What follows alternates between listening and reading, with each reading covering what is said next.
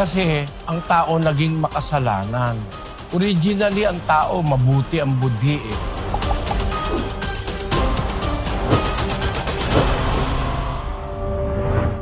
Ang mabuting puso, pinagsasanayan yon. Sabi ni Pablo, 24:16 ng gawa, Na dahil nga rito'y lagi rin akong nagsasanay upang magkaroon ng isang budhing walang kapaslangan sa Diyos at sa mga tao.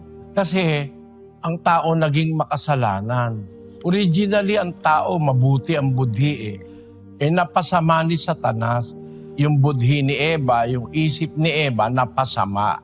11:3 ng 2 Korinto. Ngunit ako'y natatakot, baka sa anumang paraan, kung paanong si Eva ay nadaya ng ahas sa kanyang katusuhan, ang inyong walang malay at malinis na mga pag-iisip na kay Kristo ay pasamain.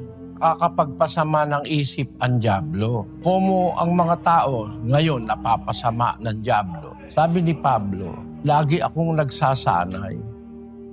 Ang ibig sabihin nung lagi nagsasanay, kasi napulyot na yung isip saka yung puso ng tao.